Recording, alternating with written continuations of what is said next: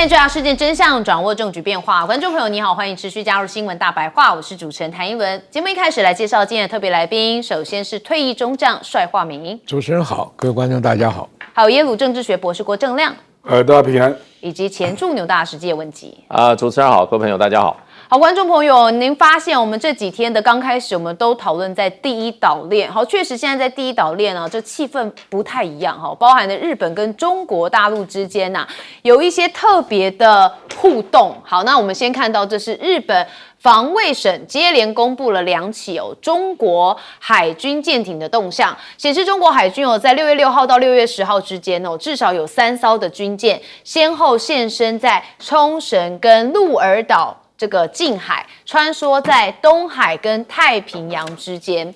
那目前呢，中国的灰色地带的冲突啊，看起来也是延伸到另外一边了，就是太平岛。好，那太平岛就跟我们的主权有很大的关系嘛，所以你可以看得到我们的海巡署有特别说啊，中国海警船三沙执法301及三沙2号在11号并航接近了太平岛的水域，期间无视航行安全，2次大角度的恶意转向，危及我方舰艇安全。那意图要严重的挑衅，是恶意升级灰色地带的袭扰，意图要营造管辖权的管项。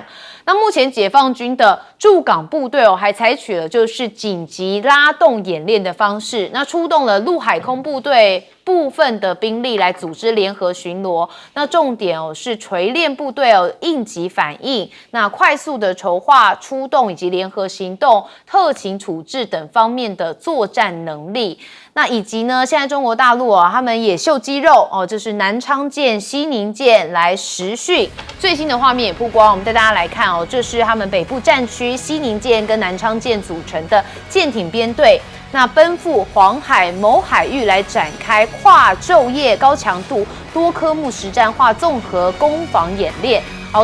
实际使用的就是主炮、副炮、干扰弹等等的武器，在复杂海况当中淬火抵舰全面的锤炼官兵打赢实战的能力。所以这是他们公布的画面。那当然我们也要看到现在日本跟美国的关系啊，感觉日本也有点被美国跨了为什么嘞？我看在日本靠港的核军舰没有依照惯例来通报船员数。那这是日本共同社报道说啊，这一名核动力潜舰叫做明尼苏达号，而日本靠港的时候，事前通报当中不像以往有通报舰长姓名跟船员的人数。那日方问了之后才知道所以你可以看到美军的回应说啊，这是出于安保方面的考虑，所以今后都不再向外务省通报了那日菲单方面的启动划界谈判之后，现在中国大陆又有新动作了用外交的方式来制裁菲律宾的防长。中国大陆的外交部是说啊，菲律宾的防长他多次的发表针对中国的错误言论，损害了中国合法的利益，破坏了双边关系已经对他们跟他们的配偶子女实施了制裁。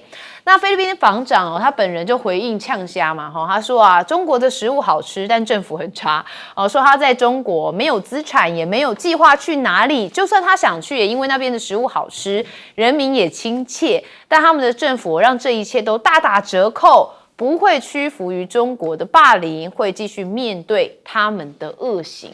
那目前呢，在中国大陆这边还有一个新型的超级航空母舰那当然它的真正问题不在于北京能否建造，而在于在美国是否能跟上。我们看到若北京能够将核动力、电磁弹射系统、隐形战斗机，还有舰载预警机、无人机以及更大的飞行甲板整合到一个平台上面，那么中国的海军就会进入到新的时代。但相较之下，我们之前在节目上也有讲美国的航母其实也常常面临一些困难尤其是在福特级航空母舰，那预示着美国海军未来在印太地区的力量投射有重大的问题。那这一切在于美国的国防工业基础，还有海军造船厂，还有支离破碎的国防采购体系都已崩溃。所以现在很多的美国军方在讨论什么？讨论中国的下一代航母叫虾米名啊？好，叫什么名字啊？我们知道中国前3个航母一个是辽宁舰负责渤海，山东舰负责黄海，福建舰负责东海。那如果再添一艘名为广东的航空母舰，就会形成北部到南海的一个闭环防御体系。那是不是不看好美国呢？因为美国的军事媒体现在只对中国下艘的航母感兴趣。那美国到底有没有准备好跟中国开战呢？当然这是最坏情况，但大家都在讨论各自的这个军备能力是如何。你可以看到战略与国际研究中心就有分析说美军面临了远程飞弹、防空拦截弹、无人系统跟潜舰数量不足的问题。那中东冲突大量的消耗战斧、萨德跟爱国者飞弹的库存，所以进一步就削弱了中国作战的准备度。那尽管美国正在加速扩充军工产能，强化印太部署，但受限在武器生产的周期长、军备维护的压力大以及供应链的问题，所以短期之内仍然是非常难完全的补足缺口。好，那当然呢，也因为川习在之前见过面之后，蛮多人认为这个东升西降态势似乎这个氛围也在反转当中所以呢，美国现在还能跟中国一同较劲吗？是大家的问号。那现在看到就是第一岛链紧张也因为确实啦，现在第一岛链看起来美国有往后退所以呢，导致日本、中国还有菲律宾这3个国家特别的敏感最近。那当然中华民国好像有点被当空气，亮哥怎么看？这个等于是日本跟菲律宾对台湾这个东部海域做经济海域划界嘛，那提供了中国大陆介入的一个借口。这个当然重点是台湾外交部去肯定等于是放弃抗议的主动权嘛，因为我们的表达肯定是5月31号，是中国大陆海警船进入是6月2号，所以非常明显他就在等你做动作。那没想到你真的就是做这种动作那中国大陆的理解当然就是广义的啦，日台菲在联手吧而且我觉得日本是蛮刻意的，可是他没有料到中国大陆会立刻进入这么大的一个实际动作。这个已经脱离外交层级了，这已经进入准军事层级了。是，因为中国大陆后来派了6艘海警船来嘛，那6艘里面最低的是6000吨最大的是10000吨级的公务船。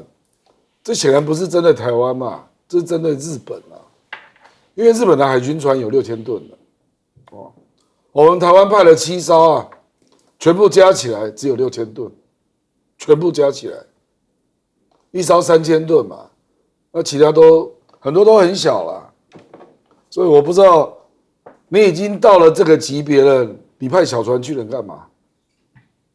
你就会自取其辱吧。比如说那个中国大陆的，我跟你讲，中国大陆海警船进来了，绝对不是只是为了护渔啦，他一定会有进一步的动作啦。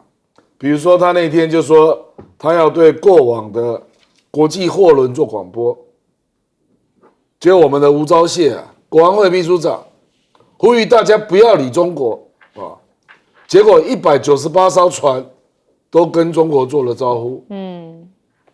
这意味着什么？你嘴炮是没有用的啦，这已经进入了准军事阶段。吴钊燮是国安会秘书长你出来呼吁大家不要理中国的海警船，你要保护我吗？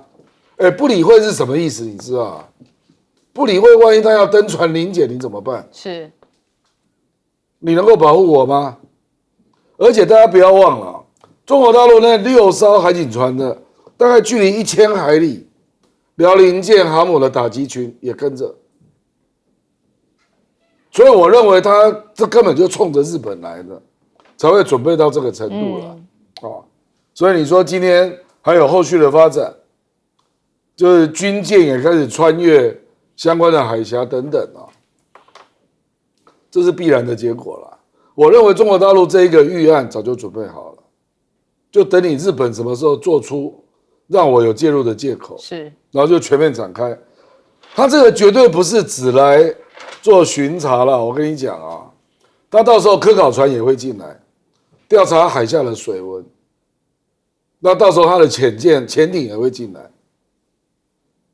因为美国在第一岛链最有筹码的本来是核动力潜艇嘛，而且主要就是东海岸还有巴士海峡，就你日菲做这个谈判，刚好让中国大陆进来做这个动作的补齐啊，他就开始把这个地下水文通通都调查清清楚楚，然后到时候他的潜艇就进来了，看你美国潜艇怎么办。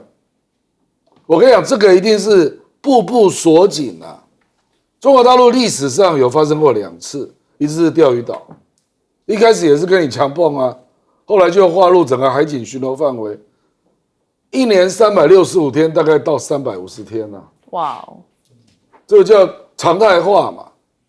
那菲律宾巴士海峡一定也是重点啦，啊，那另外一个就黄岩岛，你看中国大陆后来还把黄岩岛直接规范是生态保护区，所以我跟你讲，这个台湾的东部海域啊，一定也是步步巩固，然后之后他就会采取一些动作了。是，所以接下来动作肯定会更多啦，哈。就是让管辖权实质化了，就这样啊。是，帅将军怎么看？这个就是一种叫做灰色区域的作战，不必真刀真枪，但是宣示的意味很浓。这个最莫名其妙的是，日本跟菲律宾划掉我们的经济海域，我们不但不表态，还去赞美人家行为是正当的。我不晓得你一天到晚喊主权，喊什么东西啊？这个很实际的嘛。哪怕你装模作样，你也要在我们自己的经济海域里面去巡逻嘛。但是巡逻，你重点是对菲律宾跟日本的不当行为嘛。结果菲律宾就设了这么一条计嘛，让你直接去面对中国大陆的这个警巡艇。这个东西，我觉得担心的是后面是一个阳谋了，因为这个经济渔区一划，大陆的渔船来了。那我们的渔船一定跟他发生纠纷嘛？是，到时候你拿什么东西行使你的权利？那变成两岸之间有敌对的。我告诉你，菲律宾不会渔船去跟大陆的去碰撞了，日本的也不会啦。那你现在问题就是，我们这个硬着头皮上还是不上？不上有一个说辞嘛，至少不能承认人家这种行为是正当嘛。这个政府。我不晓得这外交怎么干的，因为它就变成说两岸有一些冲突对，了嘛，这就是两岸的导火线嘛。本来没事啊，我们这么多年固定的渔区，大陆也很清楚啊，对不对？当年我们要到钓鱼台附近去打鱼的时候，日本不是来赶吗？来抓吗？中共还配合的把他们赶走啊。钓鱼台的主权宣誓是两岸维护中华民族、中华民国的一个岛屿嘛，这个行为。对我们是有利的，这个行为是对我们不利的，这埋下一个未来冲突的种子。偏偏你的海巡船又比人家的吨位差108000里，对不对？那你怎么去执法？所以造成台湾现在很尴尬，执又弄不过人家，不执里面的连个像样的外交宣誓都没有。我觉得真的是你骂，真是叫内斗很狠，外斗一点力量都没有。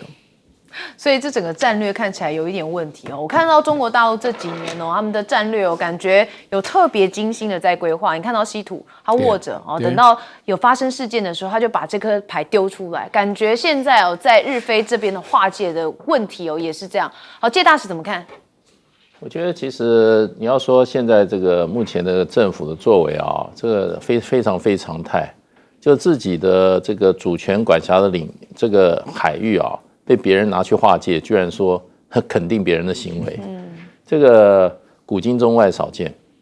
那如果加上上次带了一个政府高层团啊，跑到人家那个国家的那个什么王母那边下跪啊，觉得现在外交部应该改名叫贵交部，哎，他都不是在办外交，外交部这样办的，外交是前外交官这样讲，就代表对，我觉得这个不可思议，不可思议，你。要不然你内政部讲这个我们的领土的管辖的内政部也不吭气，对，外交部去肯定别人的作为，把你家的财产拿出去分了，你居然肯定，所以这个古今中外少见啊。在台湾这些年来也从来没有见过外交部会做这种事，真的是令人非常非常的失望了。那当然这个动作就日本跟菲律宾它有他们的目的的，对。那我就不晓得我们现在这个当局的目的是什么？去肯定别人拿我们的东西来瓜分我们的海域。那个海域不是空的那个海域里面有鱼啊，有黑尾鱼啊，有旗鱼啊，都是我们东岸的我们渔民那个赖以为生数百年的这个资源。那我们在市场吃到了很多这些海产品，高级的海产料理都是从那边水域来的。是。那将来是不是我们渔船再不能去那边打鱼？这个很有可能啊。还有划分以后，因为这个经济水域划分里面，经济水域里面所有的资源都是属于拥有这个经济属于的国家的，你任何其他进去，他就把你驱离了。对，那我们在以前被日本这个当局欺负的时候，他说我们去这个钓鱼台附近，我们传统渔场打鱼，日本海警船就把你的船当场扣押，给你送到日本的渔港，然后呢要准备起诉你，然后呢要客气的话就说那你拿钱来赎。对，那将来是不是我们这些东港啊，或者我们这个宜兰的这些渔民到太平洋水域，传统他们阿公就在捕鱼的传统，我们台湾的水域渔场去捕鱼的时候，那被日本或菲律宾的海警队抓去以后，是不是我们还要付钱才能够回来？这都是可能的啊。对，这些事情难道外交部这个贵交部的人没有看到吗？对，只晓得贵不是你贵要贵出东西来啊？请问你换到了什么？你贵到最后你换到什么？对，我说贵已经是他们有这个具体行为了，不是说空泛的，因为他们真的也创造一个外交的历史，跑去外国去跟人家下跪，对，那现在又变成这件事情，这不可接受啊！这个我觉得我们这个负责民意的机构应该要在立法院去向这个政府讨回我们人民的尊严。我们人民需要尊严，对，你拿了国家的薪水、人民的纳税钱，结果我们的这个庞大的利益被别人公然抢掠，你居然去肯定。但介大使会不会觉得第一岛链现在美国它介入的情况变少了？因为过去会认为美国是防守第一岛链嘛。对，现在美国事实上的话就是说，他不自己出头。可是他对这个岛链的政策跟的利益的保护还是一样，只是他派出他下面的小弟出来，马前卒都出来了。所以日本跟菲律宾的话，没有美国的后面的这个指使或者许可他也不会这样做的。所以这个是因为美国的做法有改变了。那因为美国为什么呢？就要回过头来我们讲一个问题，就是中国大陆海军的实力的问题。那这个讲到中国大陆第4艘航母现在坊间报道非常多啦。现在各种这个迹象也显示，第一个它是核子动力的，第二个11到12万吨，然后上面可能舰载机高达100架，所以美国才会说，我们现在的问题是，我们跟不跟得上中国大陆的了，所以美国就自己不出来了，所以就叫日本叫菲律宾出来。那日本跟菲律宾他敢直接挑战大陆吗？也不敢，所以就拿台湾的这个我们的经济水域，他们自己先瓜分了。所以我们真的是没有得到一点好处，我们第一个受害。可是我们也不敢出来吭气，是你不敢，你打不过人家，你也要吭个气啊！外交就是要吭气的，结果去肯定别人，真的是先谴责嘛，无法接受。好，你看到每个国家都为自己的利益在打算了，好像只有中华民国没有。我们休息一下，马上回来。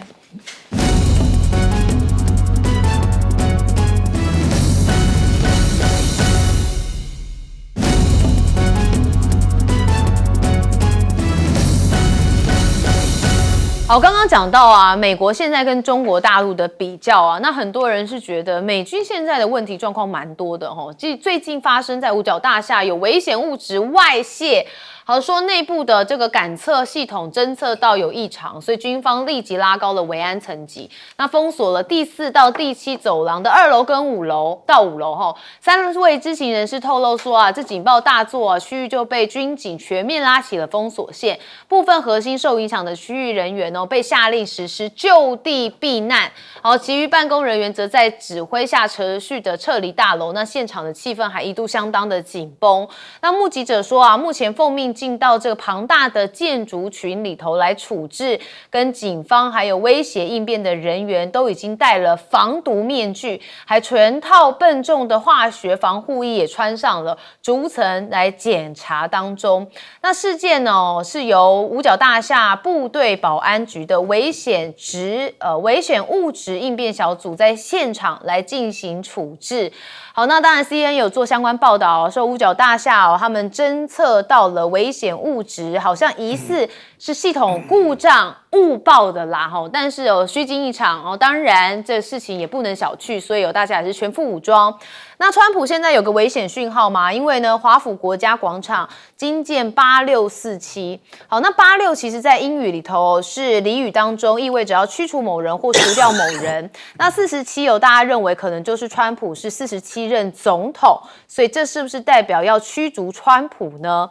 那白宫发言人就讲说啊，这个任何宣扬认同政治暴力或是鼓吹暗杀文化的行为，都是给予最严厉的谴责。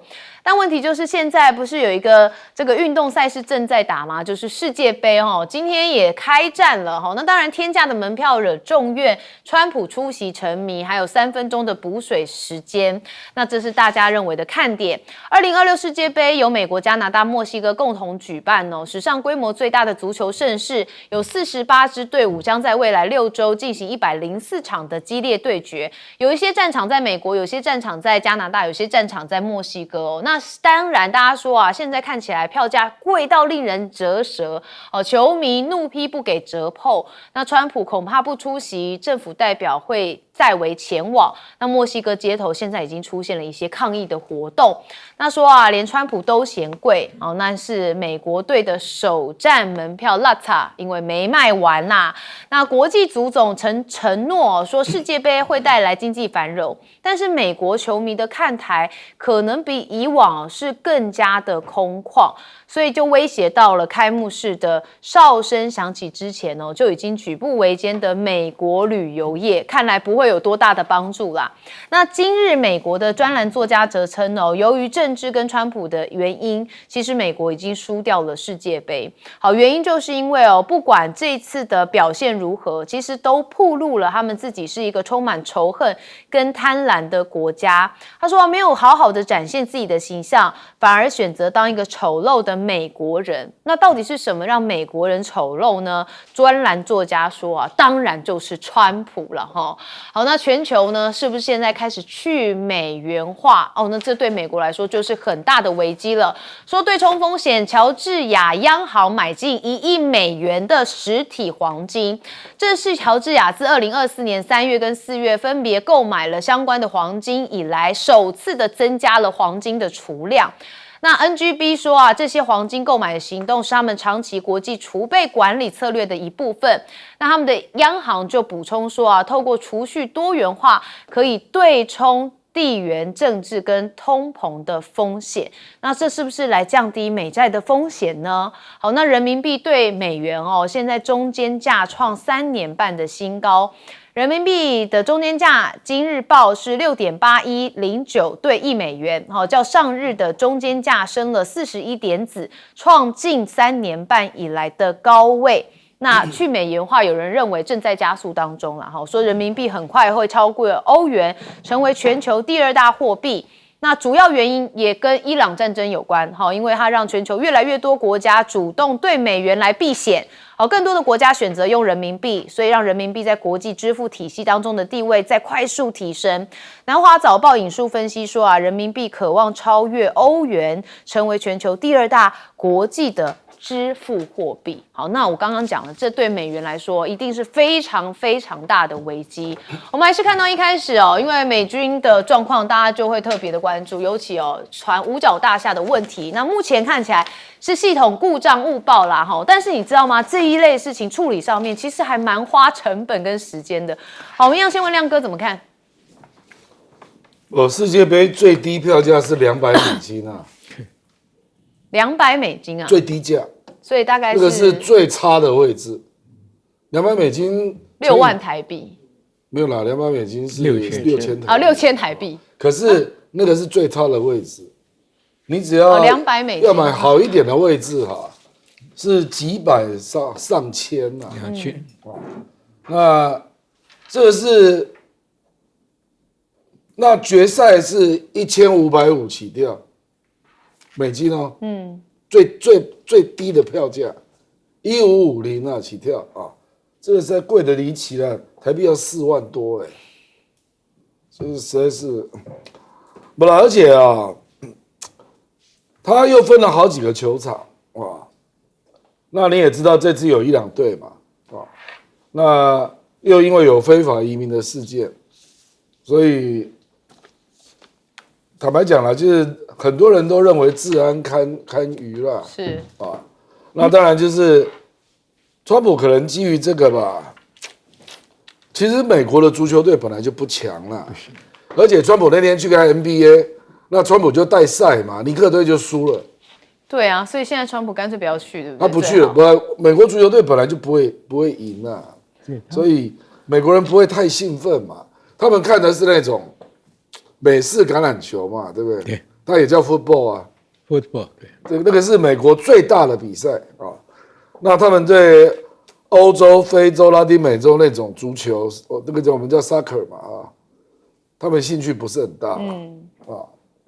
而且他美国的时间跟亚洲刚好时差嘛，倒着来，所以其实中国大陆今年要看足球就很辛苦了，因为上次在卡达嘛，啊，卡达那个时差只有5个小时，比美国是刚好倒过来啊，所以我估计今年世界杯就感觉没有那么热了，不过就是反正美国现在很多事情都有点失去了秩序了。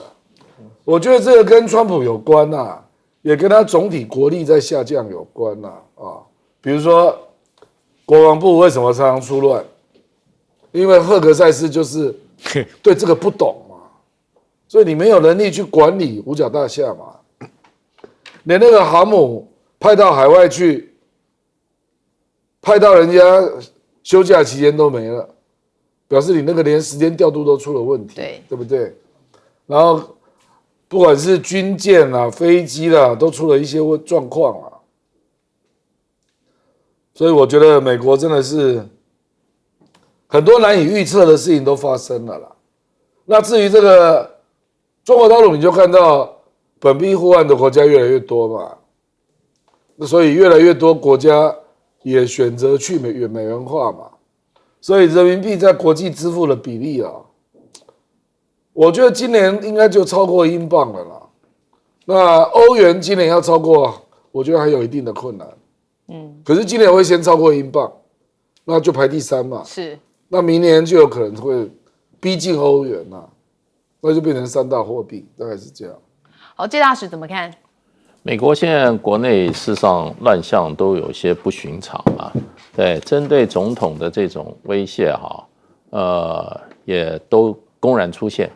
这个而且出现在很敏感地区，在 Washington D.C.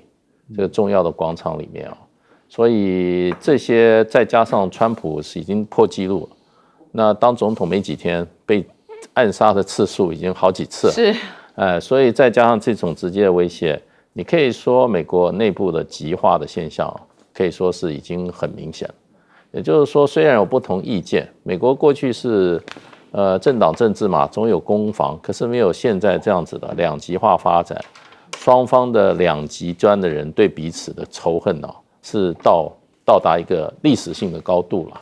那当然，他这个出现的8647对 A647 47就是美国总统常说这个 President 46President 45这种以前小布希他爸爸那个跟他还有他爸爸都当总统，所以人家就说，我记得他爸好像是那个 President 41还是多少，然后他是43还是多少，然后就来分别他跟他爸爸。那所以这个是在华府他们用语很大家都很知道。A6 事实上是美国黑道的用语，对，就是要把它干掉的意思。哇，所以就是说，这47大家都知道是指这个 President 47，就是 President Trump 哎，那要把它干掉，哎，用这种标语的方式，这个其实我看美国有一些媒体是想它淡化的，然后说这个可能是精神异常分子所为。我们精神异常分子会写得这么清楚啊？那 86 47，那所以就变成就是说，也有直接就是说这个是针对川普总统的，所以这种现象都是我觉得应该川普看到他安全团队应该要提高警觉。那这一次发生在美国国防部大楼，这个五角大楼就是美国国防部，现在是战争部的大楼，出现这个事情也很悬疑，它的自动侦测系统监测到空气品质异常，然后呢就把好几个区，因为那个非常大，好几个区几层楼段通通封锁，人立刻疏散。听说搞得这个非常紧张。是。那结果后来 CNN 又说，这很可能是它的系统出现问题。不过，美国国防部大楼这个可不是简单的地方哦。那为什么出现这些问题？是不是又跟美国的那个航空母舰马桶塞住、人为破坏有关？所以现在我觉得对美国来讲，真的很多都是过去未见的这种异常事件一直出现，这个不是一个好征兆。对，就有点像是军心涣散哦，这就代表这国力是不是真在 go down 呢？将军怎么看？美国的国防部我去过好几次，是，但是从来没想到有什么化学药剂的物质外泄，是不是它的冷气系统的冷媒出来了？我想不出来，因为它的门禁很森严啊。开车我在很大那个 Pentagon 前面很远停车场，那就宪兵检查一次，到门口又检查一次。然后它那个是5层嘛，它是一层一层环形的，中间还有一个小公园啊，很小。但是我想不出哪个办公室会放这些东西，也不容易带进去啊，那就很奇怪了这个。所以赫克塞斯搞的是很多很离谱的事情。他的大裁员，他的辱骂，我想美国国防部士气不会好，因为川普用人呢，他不从那个专业系统里面去挑人才，他只挑自己做生意的好朋友，儿子、女婿、媳妇，通通的帮他，大儿子不说，小儿子也在做生意，小儿子的老婆也在做生意，他根本就不相信，他认为那个叫做什么深层政府不可靠 ，loyalty 最重要。他对他个人的 loyalty， 对，个人 loyalty 不代表对国家有 loyalty， 是，所以这个问题，人家什么8647就是干掉你这个总统，我就想不出这么大的草皮怎么花时间一下剪得出来啊？还是外星人？没有啊，不是，就大家会很质疑嘛，对不对？对啊，不是这个东西不是几下就能够剪出来的图案啊，你用吹草机，割草机要割很久啊，你还要设框框啊。对不对？那国安人员到哪去了？对，怎么会没有被发现？很大，很大啊！你想，你推草机要推很久啊。所以这个将军也会觉得说，美元这个部分是不是失去视为？美元现在是他自己乱整嘛，那个印钞机用比印刷机还快，大家越来越不相信。你看，他9分美金。可以印一张100元大钞，到台湾可以换3200块钱东西，我们亏不亏啊？所以全世界都在抢黄金啊！人民币只要它对外肯开放的话，人民币的起的会更快，因为以前在怕贪腐的钱流出去啊，它不太跟国际开放。开放的话，这个趋势，因为你是最大的生产制造国，你只要卖出去说我只接受人民币，就改变了。当然。你要建设像 SWIFT 这种银行系统，还有一段时间了。是，但是未来我看好数据经济。数据经济。对。好，我们休息一下，马上回来。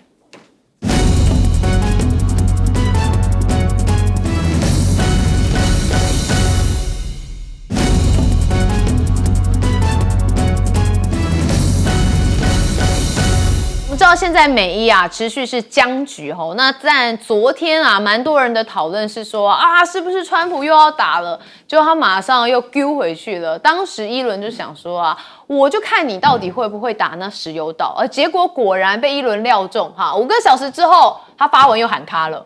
川普说啊，鉴于跟伊朗的讨论已经提交到伊朗最高领袖的阶层，并获得批准所以他身为美国总统，取消今晚对伊朗实施袭击跟轰炸计划。可见一轮做新闻大白话，也越来越了解川普好，那当然呢，就讲到了为什么会有这样子呢？就一轮刚刚讲的嘛，他原本是预告要猛烈的打击伊朗，而且夺取的就是石油岛哈尔克岛。好，那他就说我们要这个猛烈的打击等等的那当然这个话我就不再讲了。那伊朗这边的安全，这个国家安全的主席阿齐兹则说，如果美国攻击哈尔克岛，我们就会予以坚决、更强大、更痛苦的来反击你。好，那现在革命卫队的前司令也警告说，美国不停手就会烧出整个中东的战火。好，这是莫加达姆说如果美国继续攻击，我们就已经准备好回应下一个阶段，可能会扩大到其他的中东地区。那这就是未来战争的基本方针。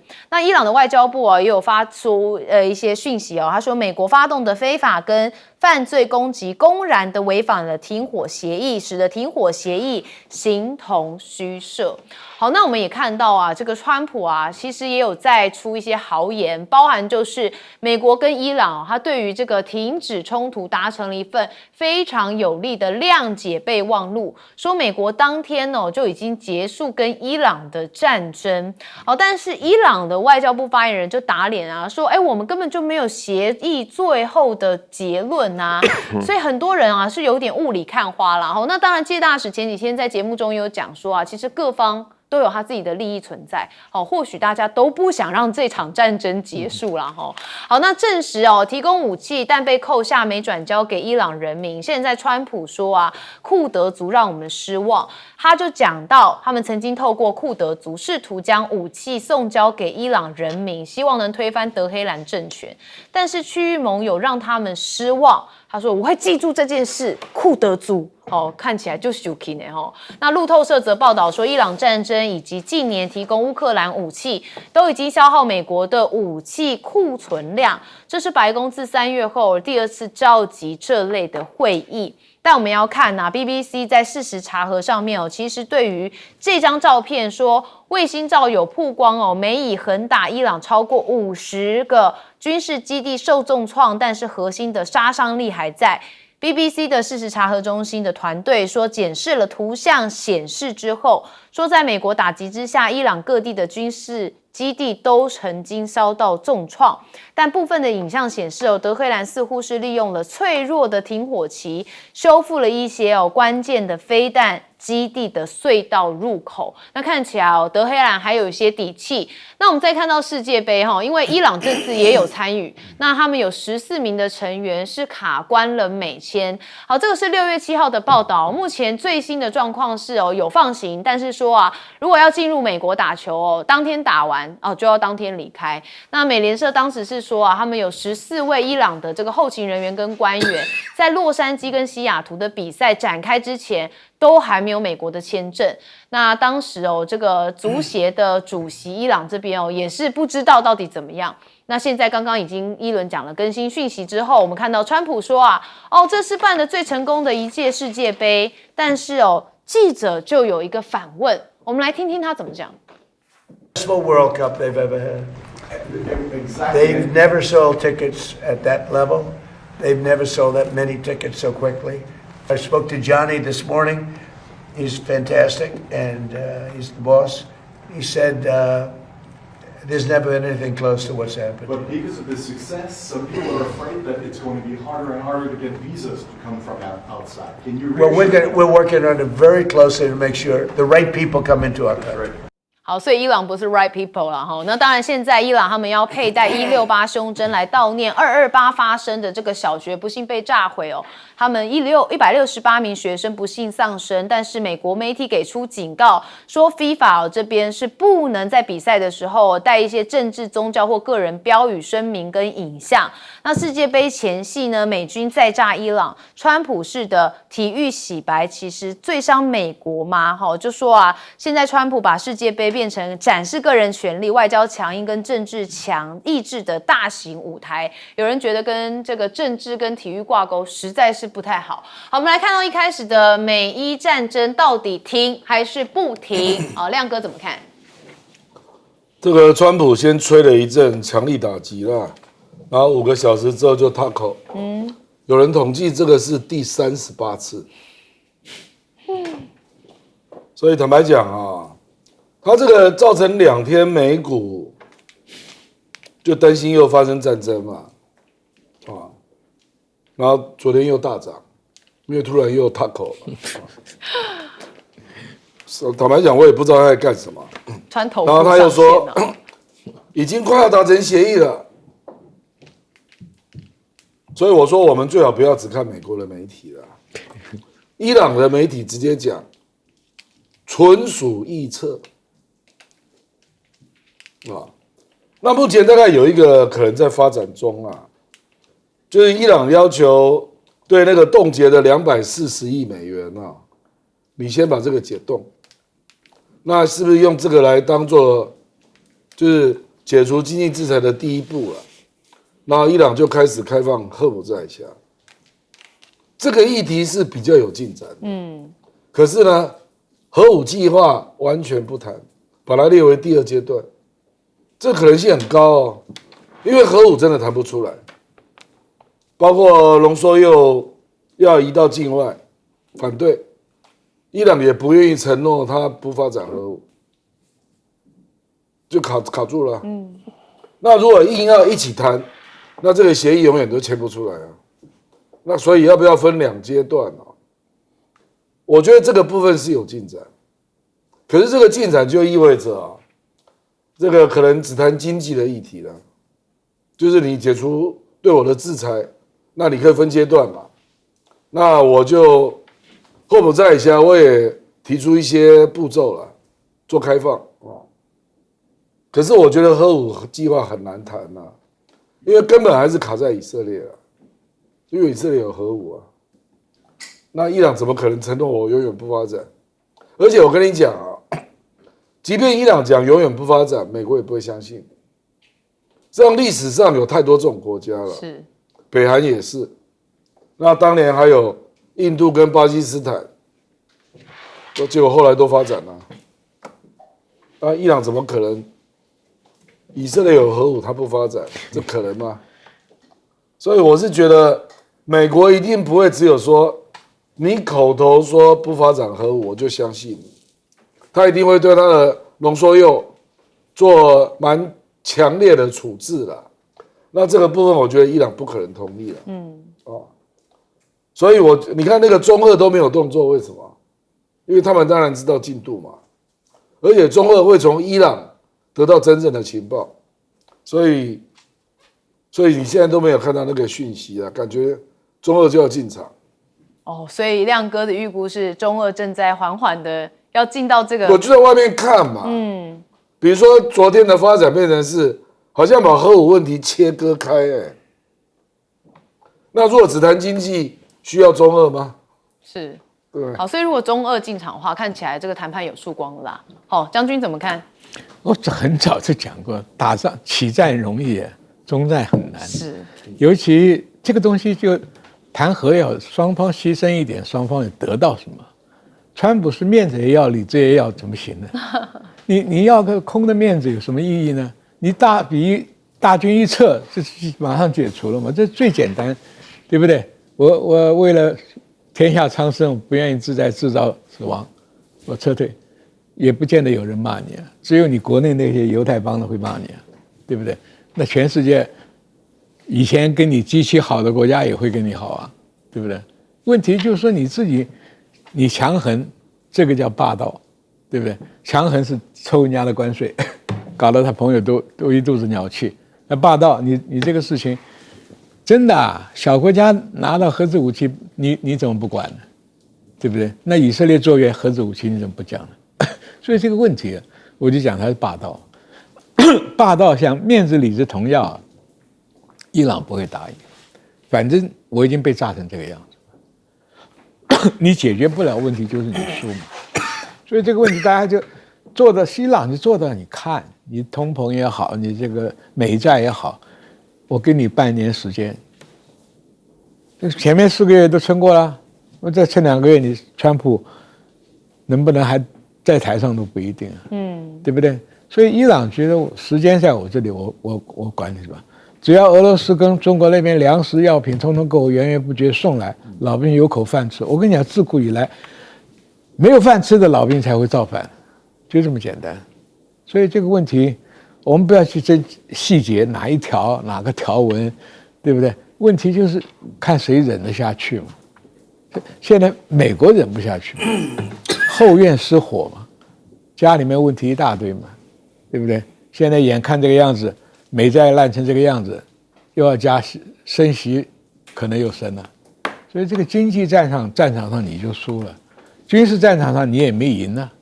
所以这个问题很明显嘛。所以大家都在当戏看嘛，看你怎么唱。你反反复复踏空那么多次，让人家也真的看不起你了。所以其实很多人也有预估到，他这次可能也不会真的打。谢大使怎么看？对，其实就是美国在中东地区真的2次大战以后在那边恩怨实在太多了。是，对，那最大的本领就是拉一派打一派，然后呢，我拉的这一派打赢了以后呢，最后又把打赢这派给他干掉。哇，哎，比如说这个伊拉克的海珊，他当时也是默默无名啊，只是一个地方军头啊。后来被美国的扶持起来，做了伊拉克王。然后美国扶持起来，就要他去打谁？就要去打伊朗。所以伊朗跟伊拉克打了8年战争。那伊拉克靠谁？靠美国。那美国就是要靠伊拉克来打伊朗。那结果海珊成了一方霸主以后，开始反美，然后美国就把海珊干掉。所以他们过去是盟友啊。所以这一次川普说这个库德族人啊，被库德族出卖，不知道谁出卖谁啊？库德族的角色也是一样啊，库德族被出卖过2次，被出卖还有2次哈，所以他这次说他觉得库德族应该怎么样？应该要帮美国吗？对，库德族事实上的话，过去美国在叙利亚有部队的时候啊，有1000部队的时候，那时候最主要盟友就是那个叙利亚里面的这个库德族的民兵叫 SDF， 然后呢跟 SDF， 然后呢。一起打什么？一起打当时的叙利亚的这个阿塞德的政权，然后打得如火如荼，跟美军啊这个真称兄道弟。可是川普说走就走，一撤兵以后，那叙利亚的 SDF 就怎么样？就现在怎么样？现在就变成孤军了，没有美国的支持了，就在当地就怎么样？反而被人家残杀。那后来现在叙利亚这个目前这个总统啊，他是土耳其所扶植起来的真正的叙利亚人。那这个新的总统呢，跟土耳其合作，土耳其也是在屠杀这个库德族所以在叙利亚的这些库德族的情况可想而知。那伊拉克里面也有很大的一个库德族的一个所谓的这个部队啊，叫 YPG， 同样也受到这个情况。美军撤退以后呢，他们也就是说自生自灭。所以这次川普又突然谁告诉他可以运用库德族，然后怎么样给他们武器，叫他们交给谁？交给在伊朗境内的库德族，因为伊朗境内也有相当数目的库德族人，大概200万。所以呢，这个真的是美国真的是自己太健忘了，所以人家库德族没有忘记啊，被你美国多次出卖。对，这次帮你去搞伊朗。